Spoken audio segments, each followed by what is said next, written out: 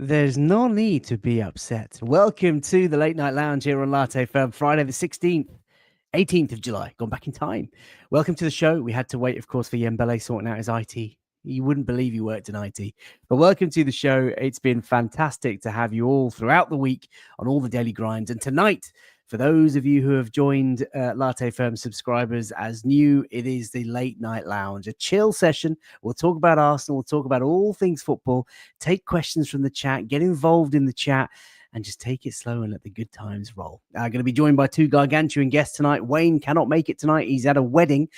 Not sure I believe that. He talked about going on strike, and basically I've replaced him. That's the rules. Those are the standards. But we have a very, very capable stand-in, and I look forward to bringing him in shortly. Let's go straight to the chat, because that is where you guys have been waiting very patiently.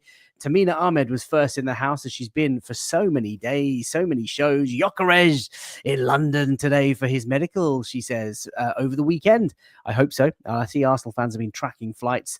I'm looking forward to this announcement, Tamina. This is going to be the one that I want, Victor Yokerej. Connor O'Neill says, early, like for the title. Yeah, I never managed to get on time. It is the way that we are. The title is, oh, sorry. I've completely misunderstood. Now I know what you mean. An early like for the title. The title is fire. Hey, tell me about it.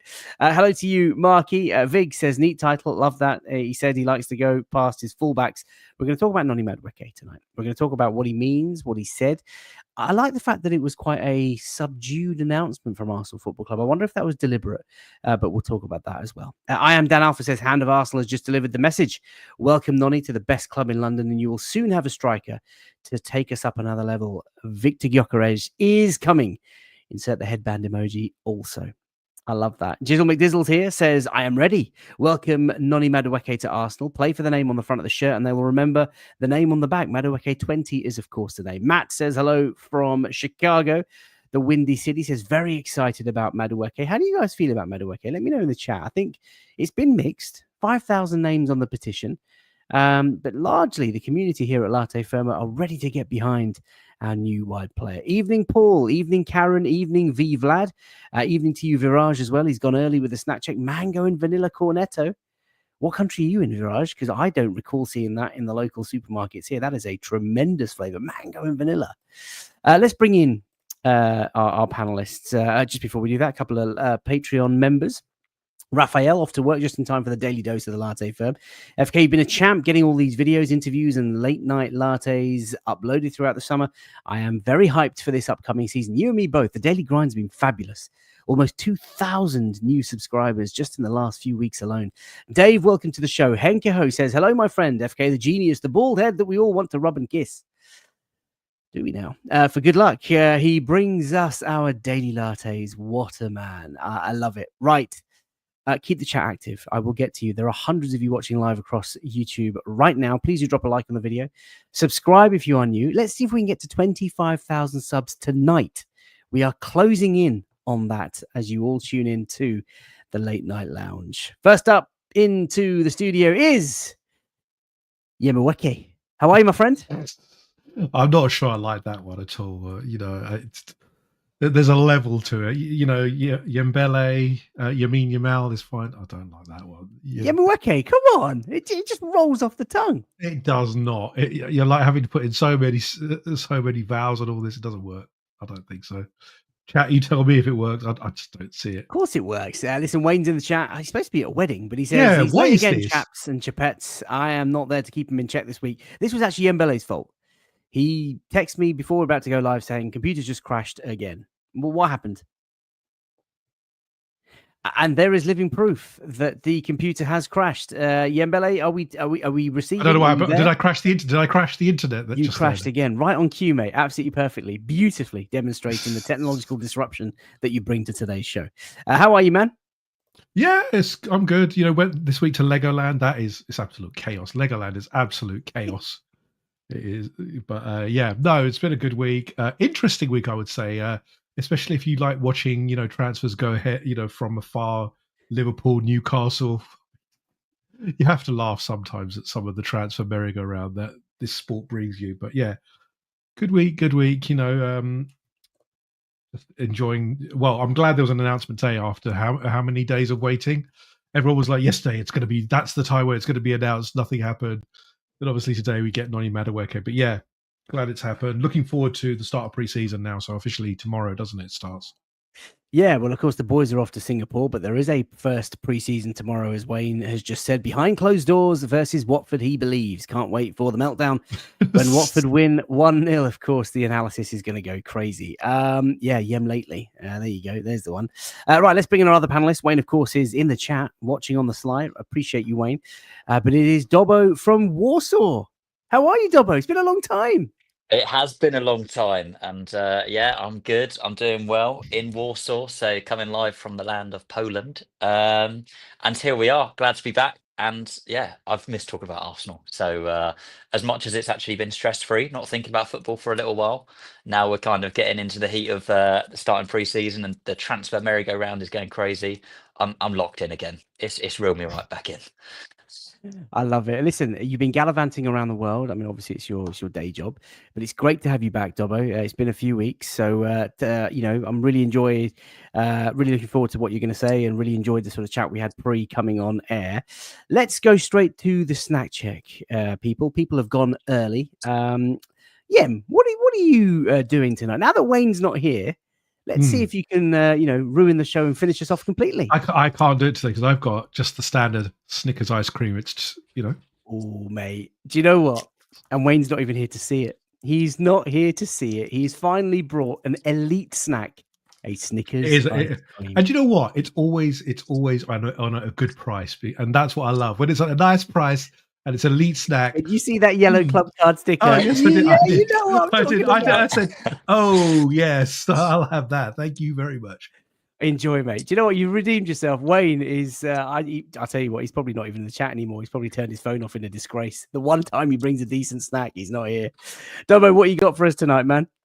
So I got here like 25 minutes ago to the hotel, and I literally found the closest corner shop and I was like, I need to get a snack. I need to get something that's kind of at least in some sort of Polish writing. So first of all, I've got a smoothie, which is fantastic. This cost me like a quid for like a 750 milliliter bottle. In the UK, that's costing you £3. Like, what's the flavor? What flavor is it? What's it? So mango? it's coconut, pineapple, banana, and then ladies something and gents, called the new Yembele. If there's any Polish people in the chat, what is a pomarańczka? Pomarańczza. I have no idea what that is. That's the only ingredient I don't know. And then these were glowing as I walked down the aisle. So I found some salted caramel pretzels. Ooh.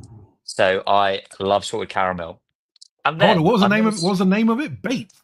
Yeah, Bates. That's just weird. with the Z as well. So I'm very rogue. And then I've got some. I've told myself I'm not going to eat them now, but knowing me and Haribo's, I'm going to probably eat them now. I've found some sour gummy bears. Oh. So here we are. I've gone rogue. I'm gonna do like a tasting menu throughout the show. So watch and learn, people. So here we are. Well, the Snapchat chat is going great. Lots of people having cornettos, ice cream tonight. It's a very hot and sticky day in London. AP says he's having ice cold watermelon. That's good to see. By the way, Jizzle McDizzle. First of all, thank you for watching like pretty much every week, and you're always in the chat. This is a very kind donation to the channel. It's greatly appreciated from the bottom of my heart, man. Thank you. But he says, I never realized until recently just how much I look forward to the late night lounge every Friday night with you all. It's my therapy. Plus a Maguna in Manchester. So first up, commiserations for living in Manchester, although I will say it's an elite city. And if it wasn't for my folks being in London, I would absolutely be in Manchester. I take it, Yembele, your daughter just walked into the room. Right on cue. Yes, give me 2 seconds. I'll be right back. No problem. Do what you got to do, my man. Well, I'm sure Wayne is chuckling in at the wedding. But listen, Dizzle, I appreciate it. I get so many messages about Friday night shows. People love it. It's just a laid back, chill sesh.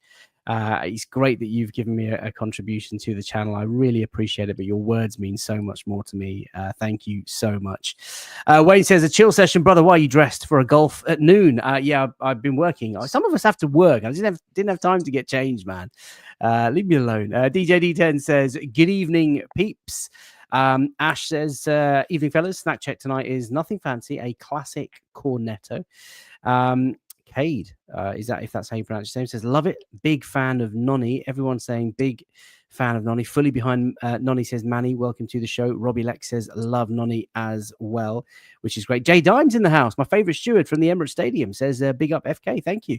Adil, where have you been, my friend? Has anyone tried the M&S strawberry and cream sandwich? We tried it last week. We opened it live on this channel and we tried it for the first time, and Yembele's face gives it away. Do check out the first few minutes of last week's Late Night Lounge. You will be in for an absolute delight. Wayne is just booing you, Yem, because you finally brought a really great snack to the show. Any words for Wayne? For me? Oh, here we go. Yeah, I'm sorry that you've been replaced by a more elite signing. Sometimes you have to move the shots fired! reserves. Shots fired! That's cold. No, honestly. Hello, Wayne. I hope you're enjoying your wedding. Maddie Not your says wedding, but whatever wedding. Yeah, I hope it's not his wedding. We should have been there. Live latte firm from his wedding. Manny K says 2 tangerines tonight. Uncle Chow says 300 calories in each gulab jamun. That's good stats, but that's not going to put me off it. Paul James is snacking on homemade raspberry trifle. That is elite. Coffee ice cream, says DJ Polo, with a splash of Baileys topped with coconut flakes. That's probably got to be the most elaborate stroke glamorous. Bougie. Bougie, very bougie. Nasir says he's got a bowl of dragon fruit. I don't think I've ever had dragon fruit. Must have had it. Yeah, I've overseas. had it once. I wasn't a big fan, to be honest. Interesting. Well, my snack check, as Hand of Arsenal is in the house as per, just shouting "Yem" with the ninja emoji, which has become his signature emoji. The goat. I have possibly the worst snack of all time. So I was desperately scrummaging around the children's sort of, chocolate snack box, sweet box, looking for either some Haribo or something chewy or chocolatey or whatever. Nothing. The Tesco delivery has not come. Wayne, the Tesco.com delivery has failed me. Wayne, we are waiting for Tesco, and it's 10:20 at night. Right, still hasn't come. So I have dug out one of my wife's sort of snacks, and it is oh no! Honestly, it is a fulfill bar, vitamin and protein bar. Right, hold on. Can we just stop right there? You have no recourse anymore to say anything about my snack checks. You have bought a protein bar. Listen, it's not as if it's coleslaw flavored ice cream, It's just it's close enough. It's a vitamin and protein bar chocolate. I don't think I even want to try it. V Vlad says 0 out of 10 FK. Where are the standards? The Scream Dave. What on earth is it? I'll tell you what. You also called Dobbo Wayne. You know what? Did you know? No. Because Wayne's watching in the chat. It was a shout out Wayne because he got me into the whole Tesco.com stuff. Do you know what? Lots of people say, what on earth is it? Do you know what? I bet you it's not even chocolate. It says it's a chocolate hazelnut whip flavored bar. I've never ever had a protein bar before. Shall I do it? Milk chocolate with sweetener, coated vitamins, and protein bar with roasted hazelnuts, sugar, and sweeteners. Do you know what it is? Sweet, they mentioned sweetener twice. Do you know protein bars are literally just another word? Look at that. It's just a way to sweeteners twice. It's a way to should I tuck in or should I not? Yeah, you got try it because I just want to see your disgrace as you eat it. It's disgrace. Ben says it's got health on the tin. I don't think it has. It is a disgrace. Yeah, the wheels are coming off. Protein bars regrow hair. Let's go. Right. It's quite knobbly, a bit like a Ferrero Rocher. It doesn't really smell like chocolate, ladies and gents, boys and girls. Let me tell you that. It isn't chocolate. It's not going to be chocolate. Trust me. FK says the standards are dropping. Sorry, HT says FK, the standards are dropping. Telly says nothing fulfilling about that. Yeah, I got nothing left. Yeah, the overseas non-EastEnders viewers are wondering what the hell is FK going on about. Right, here we go. This is probably about right. Here we go.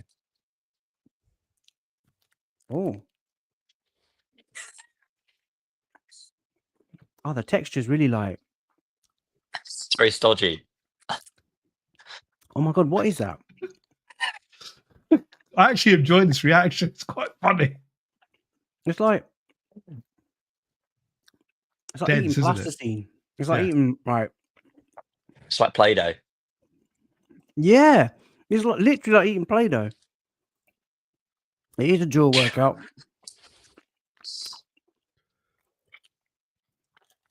Nah. Do you know what? Oh my god, how do you even swallow it? You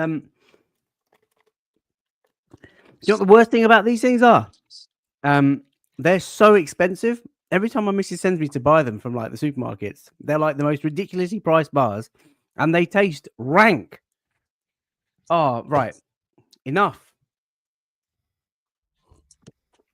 Oh dear. Oh, and the aftertaste, rank. Yeah, 3 hours later. We're in 15 minutes. There's 400 people watching live right now on YouTube, and they're wondering what the hell. All those new subscribers over the last couple of weeks are like, nah, not anymore. Listen, thank you for the snack check. Really appreciate all of you guys taking part. Love it. It's a Friday night. And thank you for watching from wherever you are in the world.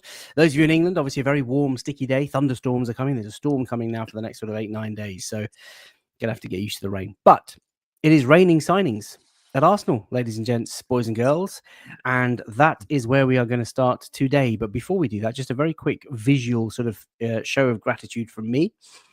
Lots of people in the chat talking about the daily grinds and the regular content. Here is just a snapshot of some of the shows that I've been doing, courtesy of StreamYard and the library that I've got. And thank you to all the new subscribers. Thank you to anyone who's been watching, tuning in, commenting, sharing, liking, even just, hate watching, whatever. I really appreciate everyone for all of their support, particularly my guests who make the show. And we are closing in on 25,000 subs. I mean, we've had just shy of 2,000 subscribers now in the last 6 weeks, which is amazing. And record views for all of the shows. Really, really heartfelt gratitude to all of you. And best of all, I really enjoy making the show. So I can't wait to do more. And Sam Dean is going to be our guest on Monday. So this is the first story. Noni Mosquera. Mosquera. Did you guys see this? Yes. Did you guys see the picture that's been subtly sort of released, maybe by error? Christian Mosquera. They're having some sort of interview or some sort of media stuff with Arsenal. You're nodding. What did you see and what did you make of it? Yeah, this was on Getty Images. I think it was actually accidentally leaked. It's interesting. I mean, obviously we knew he's signed. It's just a question of when the announcements are going to be done, when all the media's done, and all this kind of stuff. Because they like to group everything together, don't they?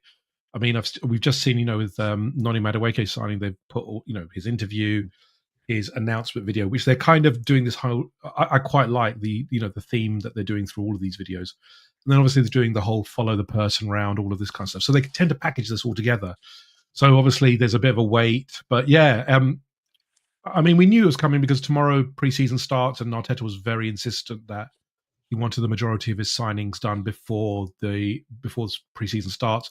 Looks like it's happened that way, apart from obviously the key signing, which is what we'll talk about later on. But it's not surprising. It's just that, as usual, Arsenal fans are very, very eagle-eyed on the internet and spotted things, well in advance. So I'm excited to see what he can do. I'm looking forward to preseason. As Dobbo said earlier, we're getting locked into preseason now. We're getting excited to see these new players, what they can do. Yeah, I mean, again, what do you say? With Christian Mosquera, this one is more of what I like to say is, the old school Wenger type signing, a young player with potential that we can develop. That's not necessarily got the pressure on him. He's just come for a reasonable fee, which I really like, and I hope we have more of these signings, that they're, these kind of players that have got real potential, but they are, they're coming in at a relatively low fee, but in positions that we need help with. We knew that right centre back is one of these areas where we're struggling. Obviously last season William Saliba had to play so many games because Ben White was injured, Yuri Timber was injured. Takahiro Tomiyasu, who's left the club now, was injured. So really, we needed this type of signing. And if you look at his profile from last season, he looks really good. He's got all the ability. I think there's obviously some raw elements to him, but Arteta, this is what Arteta likes. He likes to mold players, and I'm really excited. I like the look of him. He's got the physical attributes. He wanted to come to Arsenal. There was a lot of interest in him. I'm just really excited to see, and I hope he gets some minutes in the preseason. Yeah, listen, we all hope that obviously he joins. It looks like he will. The images still there online if anybody wants to find it. The Arsenal aggregators were very quick to notice it, and it spread like wildfire. And I just think club just announce it. Just announce it at the same time. Everyone now knows. And, we've really sort of like let these signings drag and drag. But there he is, Dobbo. Christian, you got to channel your inner Chris Eubank to say Christian Mosquera. He is, of course, a young defender, played 70 games over the last couple of seasons for Valencia, has represented Spain across all youth levels, and he is now coming to Arsenal to, you would think, be backup defender, squad player to start with.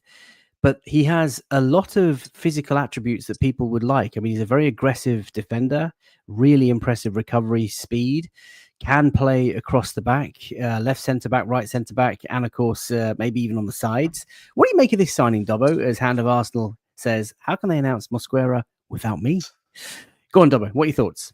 Yeah, I'm really happy. I think it's a very good, a very sensible signing. And when you kind of look at the back line now, we've kind of got two players that comfortably play in a position per kind of area of the back four, really. So you've kind of got your Lewis Skelly and Calafiori, then you've got Gabriel and Kivior, now you've got Saliba and Mosquera, and you've got Ben White and Jurian Timber. And when you look at the depth, that is phenomenal. It's kind of the right experience of the young players that have got the talent and are going to develop alongside your kind of more seasoned pros and Gabriel and Saliba. He's played a lot of minutes. Your Ben White's, Jurian Timbers. And now you've got your kind of young players, especially Lewis Skelly, even though he plays like he's in his prime at 27 years old. And now another signing that it's fantastic. He wants to come to Arsenal, as Yen said. He's got a lot of good qualities, still a bit raw. But when you've got someone like Saliba, who is arguably one of the best centre backs on the planet, in front of you to kind of learn off, develop off, and then we're going to play so many games next season. We saw it last season how the squad dropped off because of the injuries, because of the strain that we're playing. But we've now got that quality depth, especially in the defensive areas, and now kind of moving forward into the midfield. And it's looking like we're starting to build that in the attack. So it's across the squad. We've now got quality. We've got a nice mix of youth and experienced players. But yeah, I'm excited to see him play. As you said, he's got experience at pro level. He's played for the under-21s, the national team. So he's got that nice experience. He's got a lot of physical good qualities as well as technical qualities. So as Yem said, Arteta likes to mould his players. So he's kind of come in at the right age, at the right time, in a squad with good harmony to really develop as a player. And even though Saliba is one of the best centre backs on the planet, we want players that have the quality to come in and push him to that next level, keep him on his toes. And then when we need to rest Saliba, we've got a player that can step up, and the drop off in quality isn't much. And I think Mosquera is going to be perfect for that. And we're getting him for a steal. I mean, the transfer fee, allegedly 13, 14 million pounds, depending on who you follow and what exchange rates you're using. And as El Perdador, welcome to the show, says we could sell him for 30 million tomorrow. Excellent business market value wise too. I mean, obviously we're bringing him in to shore up the options that we have defensively. We lost Tomiyasu under really sad circumstances. We know that Ben White was away with injury for quite a lot of last season. Gabriel Magalhaes towards the back end of last season. William Saliba the season before. So this is about adding depth and adding someone who can come in right age profile. He's got his career ahead of him, and he's going to be training every day with the likes of Gabriel Magalhaes and William Saliba to really improve his style. And the graphic on the right hand side there, courtesy of football econ on socials, he does these sorts of graphics. You can tell.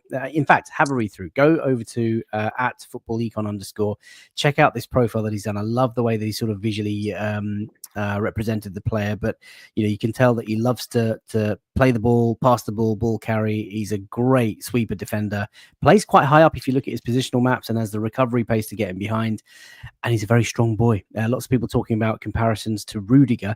Let's hope not the antic side of Rudiger, or maybe so. I don't know, but I think a lot of people in the chat are saying that they are very happy with the signing of Christian Mosquera. Jeet Kotedia says, "Good evening. A bit late today, family duties, but it's 12:30 a.m. where I am, and I couldn't miss this live." Well, there you go. And by the way, I've got to correct myself. Mosquera hasn't been announced yet, but of course there he is in his Arsenal photo shoot or whatever. Immaculate injury record as well, says Gunnar Wiggs. Dwayne says, "Evening to the firm." Good evening to you, my friend. Ibby says, "Opening up YouTube to see Noni to be upset. I both despise you and congratulate you, FK, on that title. Slow clap worthy." I appreciate that. Let's move on to, indeed, Noni Madueke. Now, first up, and Dob, I want to get your thoughts, because, we've talked about this last week. This feels like a situational dissatisfaction rather than a personal dissatisfaction with Madueke. This feels like Arsenal fans have just lost their minds and are fed up of Arsenal pumping Chelsea with money and taking some of their aging, stale assets off them, as we've done, as you can see on that right-hand side, courtesy of PremierLeague.com, by the way. That's the graphic from themselves mocking Arsenal. Those are the players that Arsenal have signed under Mikel Arteta from Chelsea.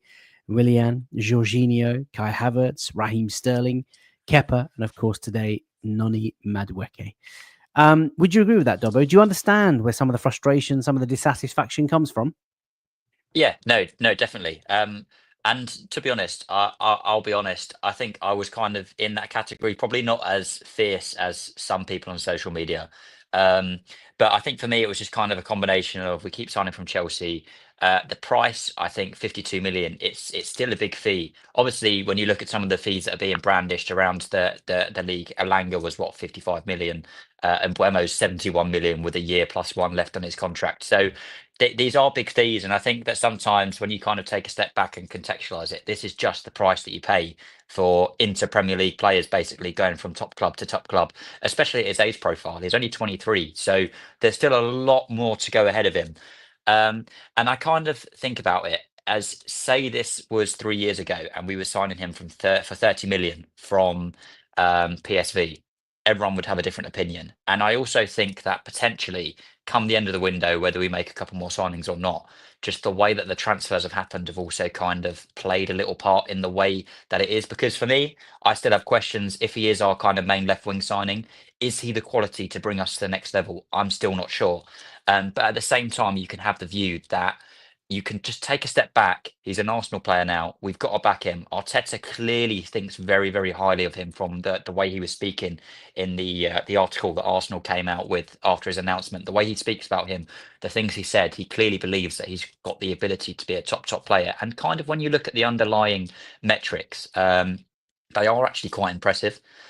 So it's just one of those things. If you can kind of get it all to come together, get that end product a bit more polished, then you probably do have a really, really good player. But yeah, I think it's just a combination of it's a lot of money, it's another Chelsea player, and it just seems to be a continuing theme with Arsenal just picking up things from Chelsea. But I wouldn't really say Noni Madueke is a scrap. I'd say he's more of a different profile. He's not an old player. He's more of a young profile, someone that's still got a bit more to develop in his game, someone that clearly has something, but it's not quite 100% clicked at times. But it's one of those. He's an Arsenal player now. We've got to back him. And that's exactly what I intend to do. And I think all of Arsenal fans should be doing. Yeah, no, you're absolutely right. We'll take a look at the player profile in just a second. And I don't know if it was an error slip by your intentional double, but you said he played, left wing. That's the position you mentioned. Obviously, been playing largely right wing for Chelsea. Has had some time at left wing. But Simon Collins, a good friend, journalist at the Evening Standard, or the Standard Sport rather.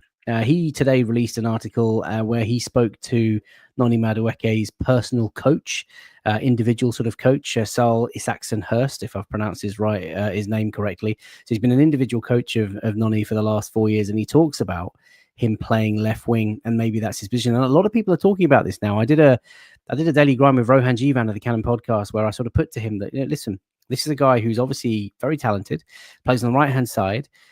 Mikel Arteta a couple of years ago wanted Rafinha. Could this be the Noni Madueke evolution over to the left-hand side? Because I refuse to believe that we are going to spend £50 million plus on someone to just come and sit on the bench and be ready for when Saka's not playing. Like, I just can't see that happening from Arsenal Football Club. It's the right thing to do. We need that depth. We need that cover. But I can't see how he is just going to be a backup. We'll take a look at the profile and get your thoughts, Yem, in just a second. The Bearded Gooner, welcome, says, finally get to catch a live show. Anajic says, Noni is a player with a great ceiling, up to Arteta to decide his full potential on either side. Have a feeling he will play on both wings. That is the growing consensus amongst Arsenal fans. Cy Walder, just echoing what you've just said there, Dobbo. He's family now. We've got to get behind him. I'm really looking forward to seeing what Mikel Arteta does. El Perdedor says, fully behind the player and the talent, but still confused about the timing and priority. I can't lie. Yeah, I mean, look, a lot of that's to do with the order of players available and timings. He's just been away at the Club World Cup and he's just come back before he now goes on a holiday. it is just, unfortunate that we've not got our main hitman yet up front, but that could happen this weekend. Ammo says spot on, presumably to Dobbo there. And the stream title is class. Thank you, Martin. There is no need to be upset. Yembele, let's have a closer look at the player himself. Those of you that would have tuned into the Daily Grind maybe a couple of weeks ago would have seen this, but it's worth reminding everyone of it. What do we know about him? 23 years of age. He's quite a tall boy, 6 foot plus. Mikel Arteta is building quite the tall side. Currently, obviously, Chelsea, of course, as of today, 5 p.m. An Arsenal boy. Has played for England a few times. 7 caps there to his name. Predominantly left-footed, though plays on the right-hand side. I've got in brackets left wing. He did play a very small number of games. And if you haven't seen it, chat, go and look for the compilation of Noni Madueke against Liverpool at Stamford Bridge this season. Really, really impressive performance on the left-hand side. Last season, 27 starts, 5 appearances off the bench. 7 goals against an XG of 9.64. Actually, in the top 6 players in the Premier League last season who most underperformed XG. But that's something that I think could be coached and fixed at Arsenal. 3 assists as well. He created 6 big chances. He has half of his dribbles are successful. Normally has 1.4 per 90. And he's a very high volume shooter, Yembele. We'll leave the contract situation in just a second because I want to assess the finances of that with Dobbo. But yeah, when you look at the radar on the right-hand side, courtesy of Cannon Stats, who is absolutely brilliant, look at the shots, open play shots there. It's that sort of first blue dial that you can see in the middle, 12 o'clock, 2.96 per 90. Non-penalty XG in the highest percentiles within the league. Deep completions, open play expected assists. I mean, really high when it comes to attacking sort of numbers. And when you think about the deficiencies that we had last season, Yembele, stubborn mid to low blocks, pass, horseshoe type, left to right, right to left.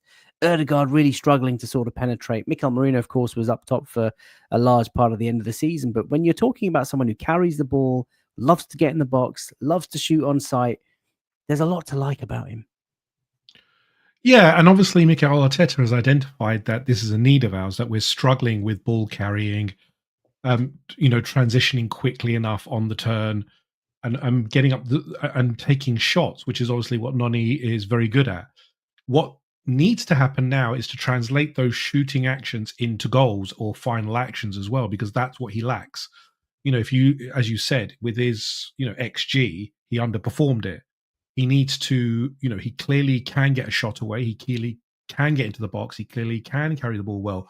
What is missing from him is that final action to really cement him as a top level player. So obviously Mikel, and the talk is obviously that Mikel sees an explosion happening with him. He is 23. And this does feel like, that kind of Sane, Rafinha type signing where they were on the cusp, but then made that step up to become that kind of elite level player. And maybe Mikel, as you said, feels that this is the same kind of step that Noni Madueke can make, or that he can bring the best out of him. He's certainly got the raw tools to do that. Obviously what the concern is, obviously, in terms of if you look at an Arteta typical signing, is his defensive work. He needs to work at that. He's obviously he's not the strongest tracking back. You look at our wingers; they do heavy work tracking back. Martinelli and Saka are very, very good at tracking and doing their work. So Noni would have to improve there. Obviously, final actions, as I just talked about, he needs to improve on that. The assists are comparatively a little low to what he could output there. His shot, the goals against his XG needs work. But the raw ingredients are there for him to do well. It's now up to him. By all accounts, Noni is from what everyone's saying online, he is very, he's very determined to prove people wrong here. He's ready to, step up a level. And that's what you want out of these players. He's taken a challenge to go up. If he's playing on the right wing, he is going up against one of the best right wingers in the world in Bukayo Saka, not only for his Arsenal place, for the England place as well. On the left wing, he's also going up against a very good player, Gabriel Martinelli, who has been there for years. I believe there are some concerns around Martinelli, but he's still the in-situ winger. So this is not an easy challenge for Noni Madueke, and also he's going to provide some serious competition for both of them, which is what you want, as you said, Faisal. So, he's got the raw tools. It is now about that next step up. He's 23. He should be hopefully improving this season. He's had 4 years in the Premiership. he's going to obviously step up into the Champions League. This is where you'd hope that Mikel will say, look, this I think you can get to this level. Let's see if you can do this, really be effective, and obviously look to displace one of the wingers. Did you just call it the Premiership? Sorry, Premier League. What? Come on. I'm an old man. Orpheus Jones says this screams an Arteta stat-based signing. Problem is the eyes tell a completely different story. Listen, not everyone's convinced. I respect that, but Orpheus, we've got to get behind the player. He's now our boy. That's not to say you can't pass your opinion, of course, on tonight's show. Really grateful for that. There's a lot of questions about what song he is going to have. I mean, the only thing. What are you laughing at, Dobbo? What? Are you going to sing something? Yeah, it's been announced for like 6 hours. Like, come on, I know Arsenal fans should have better. The only thing, and I blame Haroon for this. Haroon sent me a screenshot in the chat, in the group chats on WhatsApp, where his brother has basically just said that the words or the lyrics of "Smooth Criminal" he cannot get out of his head. How Noni Madueke reminds him of that, and it's basically Noni Madueke, Noni Madueke, Madueke Nani. Some people have too much time. It's brilliant. It's absolutely way too brilliant. much time. I'm so glad I didn't fluff that. It's so good. I absolutely love it. And now you guys are not going to be able to sleep. And yeah, Oshin, you know I love it. I love calling it the Barclays. Come on. But there we are. There you go, Jizzle McDizzle. Let's talk about the value, Dobbo. Let's talk about the value because DJ D10 says it's also, not breaking our wage structure. He is on currently, or was on, 50k a week with a contract up to 2030. That's just a Chelsea way of doing it. He was signed into a long-term deal. Now, obviously, we don't know how much he's going to be on at Arsenal. You would imagine it's going to be more, but I can't imagine it being anywhere near like what some of the rival fans say, like 150, 200 grand a week. I reckon, we probably doubled it. And I think it's under 100. And you're talking Reece Nelson money. Yeah. So that's the thing. When you look at it, 52 million, the fee is fairly large. Obviously, 48 million we know is a base fee, and then the 4 million in add-ons, which you would assume those add-ons are probably related to us winning things. So realistically, if we win trophies, is anyone going to care about that extra 4 million? I can tell you for a fact I'm not. So 48 million basically is the base fee. We've probably got a decent payment structure for it over 3, probably 4 years, if that. Which is nice for our kind of financial outlay. So it's not actually that affected, like it doesn't affect us too much in terms of where we are. We're also financially also in a very strong position. And I don't think his wages have gone up that much. Obviously, there's going to be an increase when you sign a new contract, but I think it's under, if not close to 100 grand, which when you kind of contextualize it against other signings and you kind of look at the wage over the term of the contract as well, it all factors in. It all makes a very, very big difference. And it's one of those that if he's accepted a slightly lower wage, that's also another positive thing because it means that he's come here, he's ready to prove that he's like going to get a better salary in 2-3 years. That's just the way it is, because when you look at players that have got contracts under Mikel Arteta, your Sakas and Salibas, they didn't start on much. They've gone up to a big contract, and now obviously they're in negotiations for a bigger contract. So if you prove your worth in this team, then you will be rewarded for it. And I think that we've been very, very sensible in the way that we've managed our wages and the structure of deals over the last few years, especially. So when you actually break down the finances for a club like our Arsenal, especially considering how much we're spending at the moment, which is a great thing because we're actually addressing the issues that we have in our squad. And in context, like I said earlier, compared to your Mbuemos and your Elangas, the wide players that are coming into other teams, it's not actually that significant of an outlay. It's just the premium you have to pay in the Premier League now. It feels, Dobbo, like the going rate. Yeah. Like we're all getting sort of upset because obviously we're pumping Chelsea with a bit of money, especially when they're struggling to fit all their players into the registration system, when they've just been fined by UEFA, when actually we could have maybe played our cards a little bit later and sort of really strung them along. But I think Arsenal just saw this as an opportunity. It's a player Arteta likes. He's just finished, or he just sort of left the Club World Cup. He's going to get a couple of weeks off, and I think it's important that he's back in time for the start of the Premier League. Now, Viggs is saying it's been reported that actually he's willing to sort of he was willing to move across for not much of an increase. I've heard that actually a few times from some reputable people. So if that's the case, then that's obviously fantastic. And Mikey just talked about amortization. Obviously, us paying £48 million doesn't mean that Chelsea get £48 million tomorrow. We will treat that Sorry, that doesn't mean that it goes as a loss immediately. We will treat that and amortize it over the length of his contract. I think there's a 5-year cap on that. So it's not going to be hugely expensive, and the salary seems quite reasonable, as Ryan says. Big up everyone. Saw obviously not having it. Says we love to help out our rivals. I know, and Arsenal have told him to take 2 weeks. Last thing on Noni, yeah, I mean his sort of welcome interview. The announcement was quite sort of subdued today. I know it was 5 p.m. on a Friday. I don't know if that was deliberate, but like there wasn't like a huge sort of welcome video or loads and loads of like content. It was just a very Noni, new talent in back to North London. A nice sort of little interview where he talked about how he loves to aggressively run at his fullback. That's what he's looking forward to do. He wants to make an impact at this club and he wants to challenge for a starting position in the team. That's the sort of stuff you want to hear, right, Yem? Yeah, absolutely. Look, we come back to the point, and I think the Arsenal social media team are very good at reading this in terms of the clamour for a certain player. You can be assured that if Victor Gyökeres does sign, the content will be quite thick and it'll be a huge video. It will be well planned out, etc., etc. We're not trying to be. I'm not being disrespectful for Noni Madueke. He's our player now, and I'm going to support him. But in terms of contextualization about how big he is, in regards to the squad, he is not the major signing. He is a signing that hopefully will prove himself, and he'll get more content later on. But I'm being very, I'm not trying to be, awkward, but it just feels like Arsenal knew how to read this and say, look, he's a new signing, but we're not going to blow trumpets and whistles over this because we know that it wasn't necessarily a signing that everyone wanted. What he's going to come and do is to prove himself and start building that reputation, hopefully get everyone eating humble pie because he's going to do really well. I'm going to see more and more of him, and then people will want to know more and more. But for right now, he's in the door. We've done a decent signing video. I thought the signing video actually was really nice. I thought getting the community involved, the Arsenal are very strong right now on the Arsenal in the Community project, and getting loads of people involved in that in the video, and then having a simple interview with him saying, why are you here? What are you looking to do? I want to prove myself. I want to do this. Nothing spectacular. And then what he can do is his talking on the pitch. That's what he needs to do now, because unfortunately, we've talked about this, and I've talked about this before.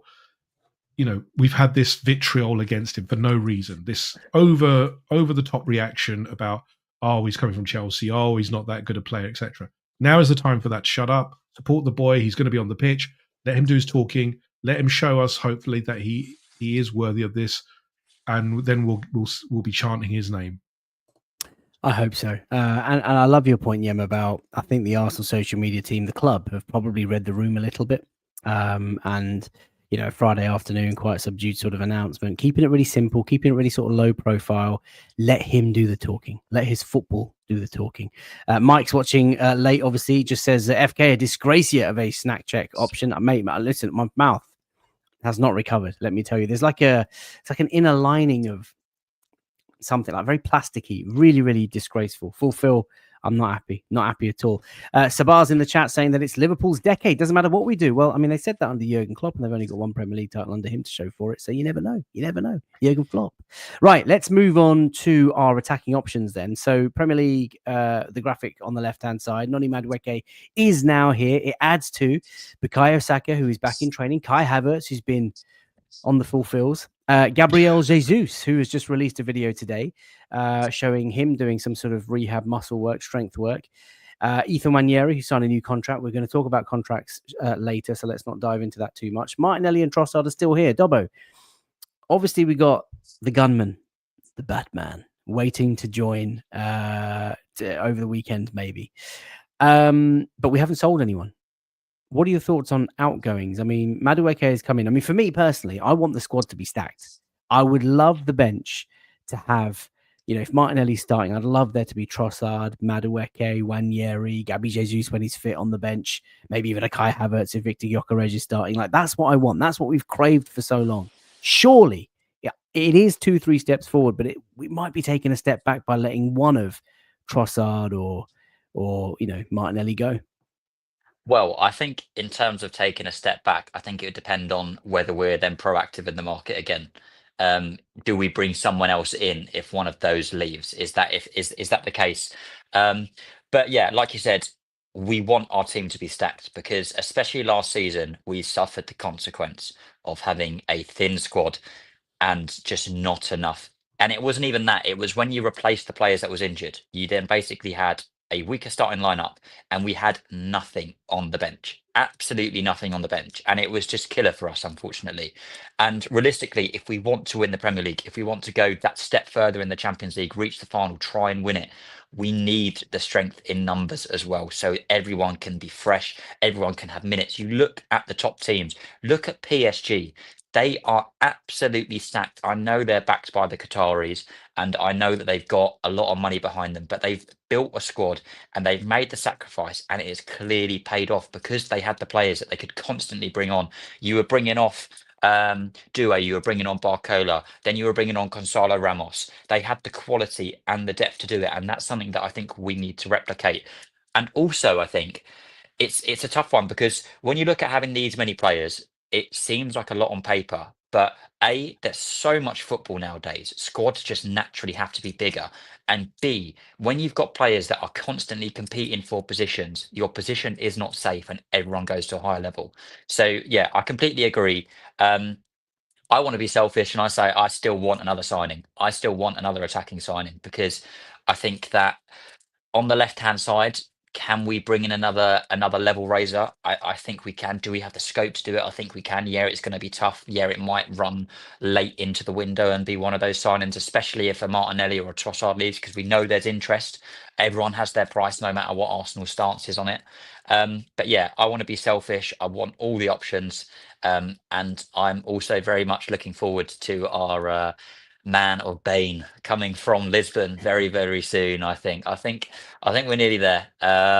It seems like it's dragging on, but yeah, I can't wait. I think he's gonna just do superbly. When you've got a player with that much hunger that's coming into the team, I just don't see it going wrong. Jay Dime, don't worry, my friend, he is coming. Just last thing on sort of attacking options. Dean Mallon says £56 million for Xavi Simons is a steal. Yambele, you're nodding. Have you seen this report today? Ben Jacobs, I think, breaking it earlier that Arsenal have interest in him. Yeah, this is because there are clauses coming up in Xavi Simons' deal with RB Leipzig that are quite heavy, and RB Leipzig don't actually have the money to pay for it, so they're kind of looking for a way to offload him.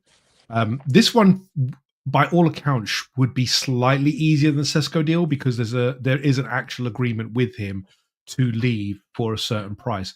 The only problem is that the add-ons that he's got currently are, I think the base fee was like when he joined in RBL. Personal terms are crazy. Yeah, and again, we're talking about like Dobbo said, the options that are on the table are kind of complex for different reasons. You've got the Rodrigo one because it's Rodrigo from Real Madrid who are asking for 100 million. He's going to want a lot of money, and there's going to be lots of machinations about agent fees and all that. You've got Eberechi Eze, who is, there is a release clause, but it's in a certain way, and then Crystal Palace will not want it for less than the release clause. Arsenal want it for less than release clause. So you've got all of that.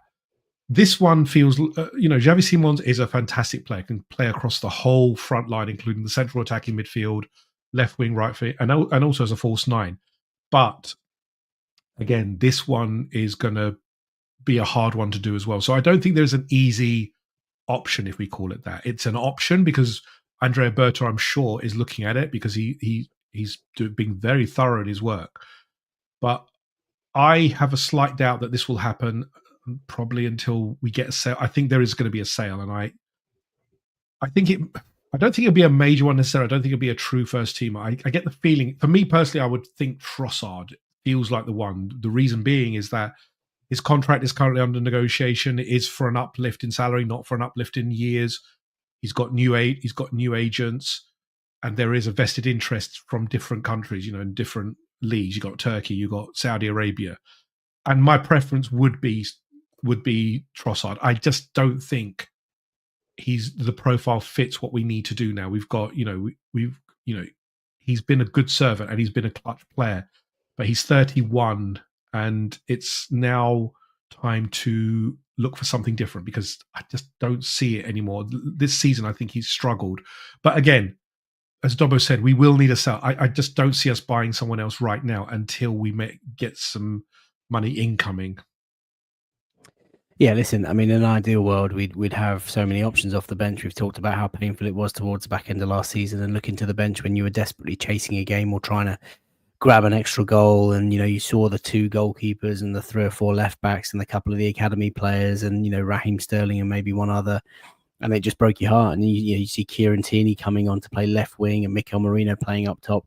We need depth. The Premier League is unforgiving. The club is under immense pressure. Bertie, Arteta, the coaching staff, the players, they are under a lot of pressure.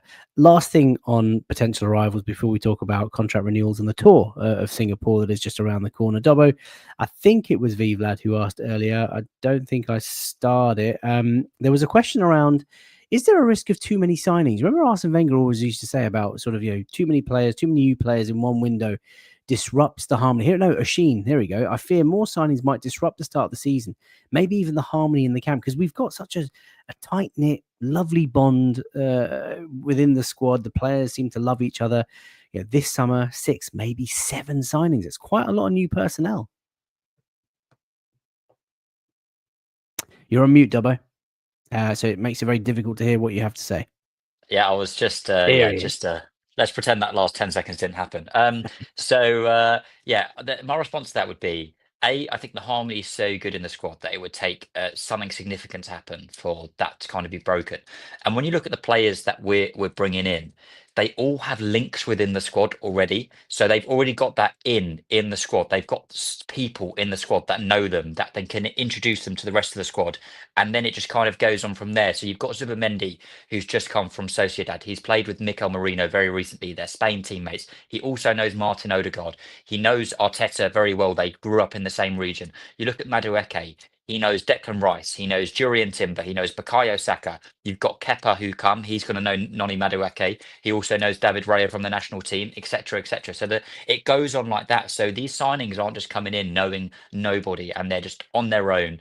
And we're very good at a club at making players feel very, very welcome and integrating them very quickly. I think that's one thing that Arteta is also very good at. He's built that kind of family culture within the squad. When you look at our players, they are all very good mates off the pitch as well as on the pitch. And new signings that come in, that happens to them as well. When you look at the signings that we made last year, Mikel Merino, he's obviously favoured a lot by the squad. He's got mates within the squad. Ricardo Calafiori, he's very favoured in the squad. He goes on holiday with the players. So when you look at it from that point of view, I do get what we're saying. And at the same time, the signings we're making, it's a mix of players that are kind of for the future, backups and starters. It's a good mix. It's not like we're replacing the whole team and people think, oh, my position's under threat. People are thinking, okay, there's a new player coming in, bolstering the squad. Yeah, my position might be under threat, but let's take it to the next level. I think that we kind of got it just right.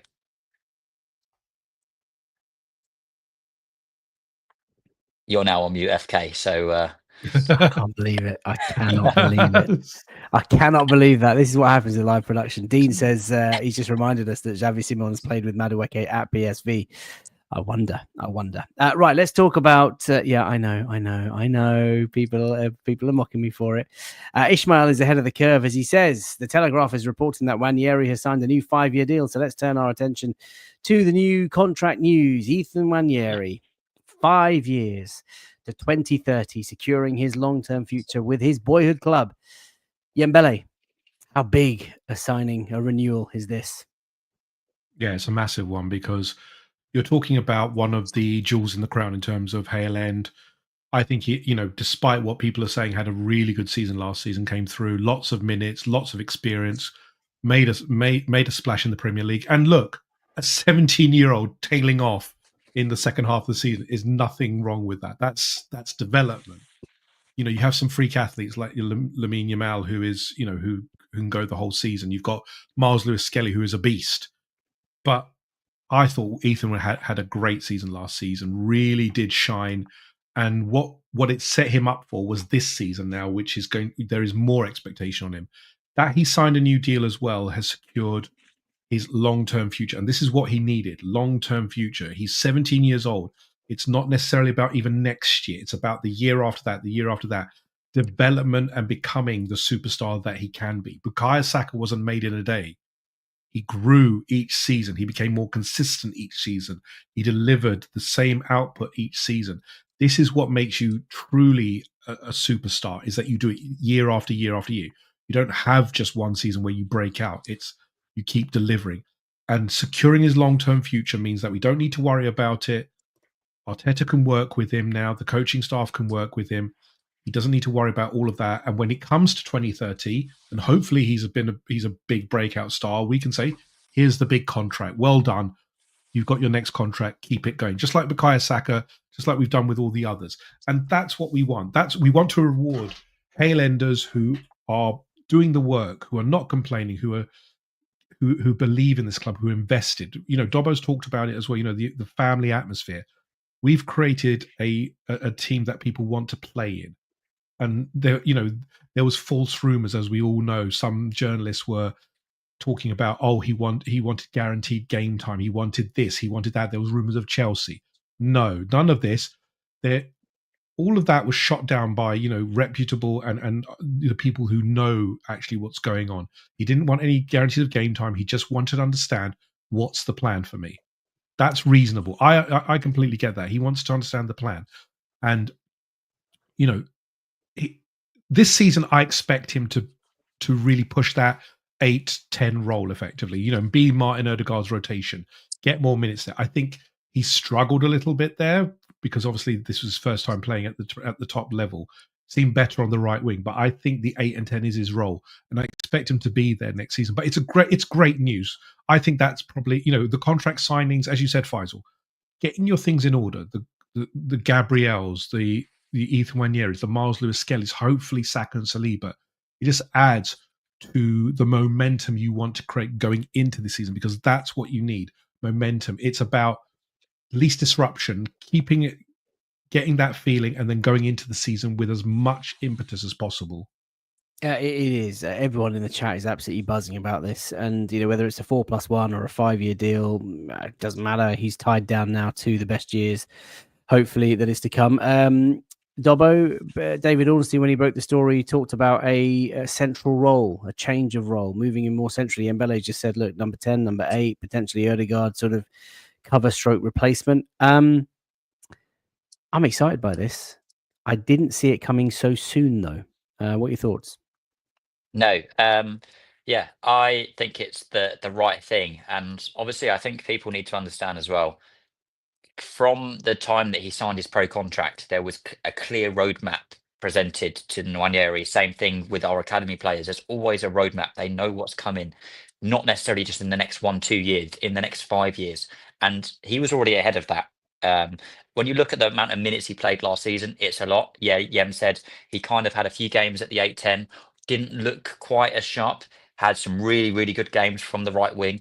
But at the same time, it's not his natural position. It's not where he's developed in the academy. He's always been that kind of 8-10 mold. And when you also look at the right wing, you've got Bukayo Saka there. So it's almost like a blocker in terms of how you're going to displace Bukayo Saka. That needs to be something insane level. But at the same time, it's the position that not Ethan wants to play as well. He wants to play in that 8-10. It's where he's comfortable. And clearly, over the next 5 years, there is a clear path of where he's going to develop, how he's going to develop. I think physically, that's probably the one thing that he needs to look at a little bit, but it's very natural. He's 18. I think we forget how young he actually is, how quickly he came through the academy, and how it's just, you look, there are your freaks, like Yem said, your Lamine Yamals, but some players, it takes a little bit of time to develop that maturity in the men's game, and that's nothing about his talent. It's just the way it is, and I'd rather we develop him properly, take our time. If it takes an extra 1-2 years, he's not going to look back and regret that at the end of his career. He's going to think, I took the time to develop properly. There was a proper pathway for me in the preferred position that I want. And now look at what I've done at the end of my career. And I think that he's got a lot of exciting years coming up. And I am very, very much looking forward to seeing him develop in that 8 and 10. Yeah, some people refuse to believe that, physically he wasn't quite ready. And I think everyone points to Miles Lewis-Skelly as being the example, but I think Miles Lewis-Skelly bucked the trend. I think he's the exception and not the rule. It's not often that players come in and can hold their own in a men's game in such a frantic pace and such a physical league. And look, we were all blown away by some of the cameo appearances that he made last season. There were some really, encouraging moments of excitement and aggression and talent and technical ability and sort of upping the tempo in certain game situations. And it was disappointing towards the back end of the season to not see him get any game time. But of course, we're not privy to all the information. But what we are privy to today, new number, new contract, potentially new position. It's fantastic, and it's quite a reflection of the work that Big Bertie's doing. I mean, obviously the coaching setup, Gabby Heinze, he's come in, he's secured contracts with Miles Lewis-Skelly, Gabriel Magalhaes, and now Ethan Wanieri. And, people in the chat are not letting me forget, but, still to come, William Saliba, who was quoted today or going into preseason, the tour, saying, I want to win big things with Arsenal. If you leave this club and you don't win anything, don't want to hear too much about leaving this club, Billy. But he says if you leave this club and don't want to win anything, don't win anything, the fans will forget about you. So I want to win here. This is massive, Dubbo. We've got to secure William Saliba, got to secure Bukayo Saka. I'm more optimistic on the latter. I mean, if we get those two done and maybe one more signing further to Gyökeres this window, this is not a 10. This is 100 out of a 10 window. It's not 10 out of 10. It's 100 out of 10. Yeah, no, I think we're all desperate for Saliba and Saka, both of those to be tied down. I'm fairly confident that we're going to get them both tied down. They both absolutely love the club. They want to win things. They've shown that. Arsenal are showing the ambition in the transfer window to kind of help us bridge that gap, take that next step, fill the gaps that we had in the squad, add to the quality of the squad. It's not just about kind of raising the floor and adding a couple of players like we did potentially last season, but this season we are clearly going for it in the transfer window and showing them that when Berta goes into the meeting with them, along with Tim Lewis and everybody else, they are saying, look what we're doing for you. Look what Arteta is having built into the squad. And yeah, it's always nice when you see them say things like this. And you can tell Saliba gets it. You can just tell he gets it. You can see that it's one thing. Emotion always shows through when you're on the football pitch, and the emotion that he shows with this club clearly shows that he loves it here. He wants to be here.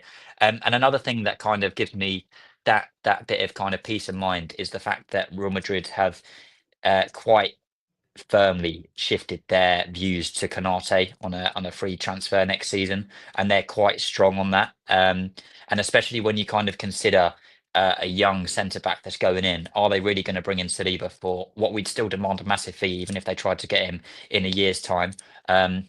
Or have they gone to Canate, which it looks like they have? So I think we're going to get him signed down, but I think at the same time we've got to look at it, and the club are probably saying to them as well, this is an important contract for you, and I believe that their camps are going to say to the club, this is an important contract for us as well. We'll sign on, but we need to deliver trophies now, and that goes with the club matching the ambition of the players, but also the players putting in the performance. And I think that we're kind of in that area where we need to start winning trophies. And like Saliba said, I don't think we'll ever forget him, but we'll remember him much more fondly in 10, 15 years when he's lifted the Mickey Mouse Cup and the Premier League about 100 times.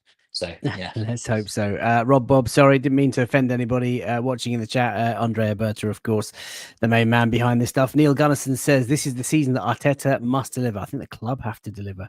It's a big summer. It's a big season coming up. Talking of the season, we, of course, have Watford tomorrow behind closed doors, but we are off to Singapore, chaps. And we were in Singapore some years ago. You can see some of the old boys there. Chesney, Ramsey, Coquelin, Alex Oxlade, Chamberlain. Who else is there? Per Mertesacker, Nacho Monreal, Gabriel Paulista, Emi Martinez. I can see who else? Matthew Flamini, Jack Wilshere. Look at that. Hang on, is that Mikel Arteta as well? It is. Just behind Chesney. Can you see that? Right, just chatting to Santi Cazorla. Well, there you go. So Singapore it is, chaps. We head over, I think, after this weekend. And of course, we kick off our preseason fixtures, and these are the fixtures. We play AC Milan on Wednesday, 12:30 p.m. UK time, so just after midday. Great, gonna have to be watching that on the sly from work. Sunday the 27th, we play Newcastle United. That is also a 12:30 p.m. kickoff, also in Singapore, before we travel to Hong Kong and before we return to London for the Emirates Cup tournaments, Villarreal and Athletic Club. Are you guys remotely interested in what we're doing pre-season? Are you going to be tuning in? Have you got your friendly pass or whatever it is? Yeah, the match day pass. Yeah, I am going to be interested just simply because we've got so much to look at this pre-season, haven't we? We've got Zubamendi, we've got potentially Gyökeres, you've got Noni Madueke. I think will probably be around the Emirates Cup time. I think that will be there. You've got, how do we change our system to accommodate? Where's Ethan Wanieri going to play? How's Miles Lewis Skelly going to develop? Calafiore's back. Mosquera's going to be there. So many questions. I like it. I like this kind of preseason where you hopefully will see a lot of rotation, not just, well, we can play a left back at right wing and do this kind of thing. It's going to be second half, Mosquera, Kivior, maybe. Then you got first half, Gabriel Saliba. I love this is the kind of preseason I want. I want to see first team, second team, who we're going to play, how we're going to play it, all of these kind of stuff. And when Gyökeres, hopefully signs, where's he going to play? How are we going to do it? Are we going to play a 4-4-2? All of these kind of things. There's so many, twists and turns that we can have during this preseason. That's what's exciting me. I'm not the biggest fan of having Premier League games, and I know why they do it, because obviously it's to engage the fans and generate ticket sales. But I do not like, playing Premier League teams in preseason. I think it ruins the whole kind of preseason notion. I'm very old fashioned. I'd love just, playing the teams that we don't play usually and having a look at those. But it is what it is. And I'm definitely excited. I think there's so many good things to be watching in this preseason. I'm looking forward to seeing what changes Mikel Arteta is going to have to make, because there are changes. We have to change. We cannot be this rigid. But are we going to be hopefully flexible enough to change our stance, that we go from, a transition team to, what we were last season, to keep changing, to keep our opponents guessing, because it was too easy last season and we need to change that. Mikey says he can't lie. He's gassed, and it's just I've seen a chat here from Dave. Thanks for watching start to finish, Dave. But Dobbo, doesn't feel right playing the Spurs in pre-season, the North London derby. Well, it should be in London, but should it even be a pre-season fixture, Dobbo? No. I think that is Game's gone. The game has gone. Utter woke nonsense is what I would say for that, because it is just. Where's your hoarse voice? Where's your hoarse voice, Dobbo? Nonsense. There's some things that you just don't do. I get that it's an opportunity for the fans in that region of the world, and absolutely, I don't begrudge them in any sense. I think it's a great opportunity for those fans that potentially that haven't seen a North London derby live to go see it. But I think there's certain things that just feel a little bit wrong. And you just don't really see it. So I wouldn't say I'm a fan at all. And like Yem said, I'm not really a fan of playing other Premier League teams at the same time, because I just don't think it's worth it. But yeah, I'm excited for pre-season on the whole. I'm really looking forward to it. We've got a lot of new players to come in, see how the players have responded, especially when we've got players that kind of came back from fairly significant injuries at the back end of last season. They've had that time to recover now. You've actually had Saka, who's had that time to recover. Odegaard, although he played, his ankle, I don't think was 100% there last season. He's had that summer off. Kai Havertz had that summer off. You look at how he's bulked up physically. So there's a lot of new things to kind of look at, as well as the new signings and the way that Arteta is going to play. Is he going to try some different systems with the players that we've got coming in? Is he going to try and tweak the system? It's the opportunity to kind of test that. But yeah, I'm looking forward to pre-season, but not necessarily some of the opponents. Yeah, listen, someone's just pointed out we've got Newcastle as well. I mean, there's a lot of needle, a lot of spice between these, between us and those two clubs. And I'm just trying to imagine, like, are we going to be up for the North London derby? You will be in Hong Kong. No, but will we be? Are we going to have that same sort of, like, come on, we got to beat the scum tonight. It's going to be weird, yeah. No, it won't be full-blooded, because look, the fact is it's pre-season. No one wants to get injured. That's the biggest problem that you've got here, is the risk of injury. You have to, Newcastle, we know how they would normally play, but this is pre-season. You'd hope that it wouldn't be as aggressive, because everyone's got their pre-season and you want to get through it without injuries. This is why I don't like this, because there is needle still, regardless of where you are, there is going to be needle. The only thing is obviously that we're not going to be 100%. No, none of the teams are going to be 100%, apart from the ones who have played in the Club World Cup recently, because they've played already. They've been playing for a while. Again, not the biggest fan of this. I don't like especially the teams that we're playing. If it was, like a Bournemouth like last year, etc., I'd be like, I could take that.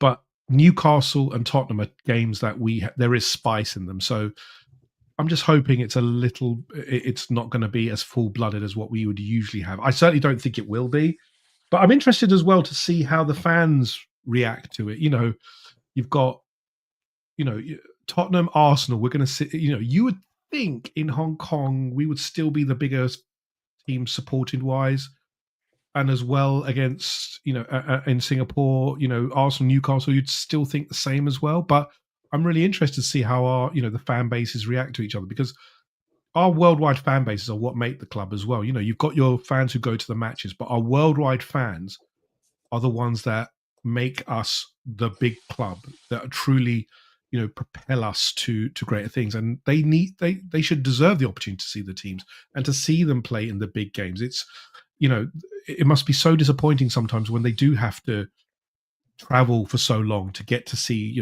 Arsenal at the Emirates. This is a good opportunity for young fans in different countries to really engage with the club and to bring those new fans in as well. So, I've got nothing against these preseason tours. I think they're a good way to, get our fans onboarded. Well, according to the BBC, Arsenal and Tottenham will contest the first North London derby to be held outside of the UK when the two teams face each other in the pre-season in Hong Kong in just a few days' time. We're going to play in the newly opened Kai Tak Stadium on July the 31st as both clubs start their preparations for the 25-26 season. It's going to be a very, very unusual experience for us all. There we are. Right. I think we're going to leave it there. Been going for an hour and 15. It's been a lovely show. Noni Madueke is now in the house. Noni Masquera is also potentially... Noni Masquera. I like it. Potentially to follow. I think that the photos are all there. So we're going to wait and see. I'm in trouble says, caught this live. Whoop, whoop. If you guys do not want to miss a show, do subscribe, set your notifications. There are 600 of you, more than 600 of you watching right now. We're just shy of 1,000 at our peak tonight, which is insane numbers for the Late Night Lounge on a Friday night. Thank you so much for tuning in. Really appreciate it. There'll be a couple of daily grinds this weekend, depending on what activity is done. If there's another signing, Yembele, we might have to do an impromptu Sunday night Late Night Lounge again. We'll have to wait and see. Well, Sam Dean, if Masquera signs, it's a big one. Let's do it. Forget Masquera. We might have to do that. Thank you, Dave. Great show. It's absolutely flown by. Great show, says Dan Fry. There's a new name, Dan. Welcome to the show. It says great show, gents. Lovely. Henko, thanks for the lovely late night latte. Thank you also. If you want to catch up, we are available on Spotify, Apple. These shows go out shortly after the shows are aired on YouTube. And if you want them ad-free, head over to patreon.com, be part of that channel and support us, because it's been fantastic, that community, trying to get tickets throughout the season as well, just like we did last year. And Hepta, sliding in at the back post with the most generous contribution, says, top live, guys, as usual.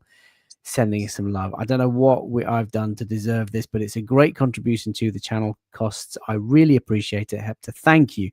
And thank you to everybody tuning in, whether you're generous like this or generous in the chat or generous by just dropping a like and sharing the content. It is greatly, greatly appreciated.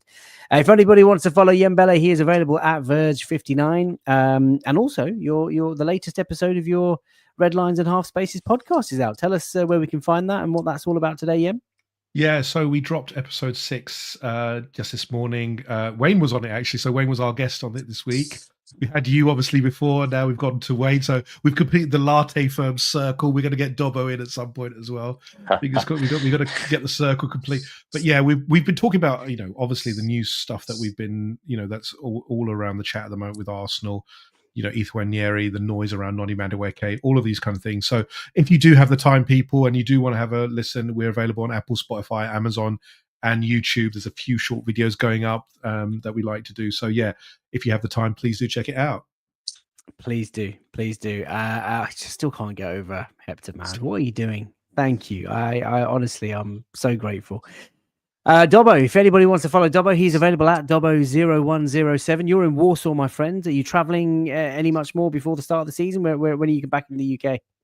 When am I not traveling? That's the real question. I'm on and off. I was very, very tempted to hop on a flight and actually go to the North London derby in Hong Kong. But I don't think I can make it work. I'm going to try and see if I can shift a couple of days work about and potentially. So that's actually a potential for me. So that's kind of my aim, because I've got the a couple of days around it, but it's a long way to travel Hong Kong is the only thing. But Of course. yeah, hopefully. Well, listen, it's been great to have you on tonight, Dobber. We'll get you back on for the daily grind. And of course, when the season starts, match reaction videos. Do you know what? The demand for this has been so fantastic. And it's been so much fun making these daily grinds. I'm really tempted, flirting with the idea of doing them on a non-match day in the new season. Yeah, watch this space. Watch this space. Right, we're going to leave it there. Look after yourselves. Enjoy the storm that is about to hit London. Thunderstorm already, Em. I can just about hear grumblings in the sky outside as the window is open. We're looking forward to that rain. Wherever you are watching from around the world, look after yourselves. Enjoy the weekend. Stay safe. Stay cool. Cherish the time with families. And we'll see you tomorrow for the Daily Grind. Bye for now.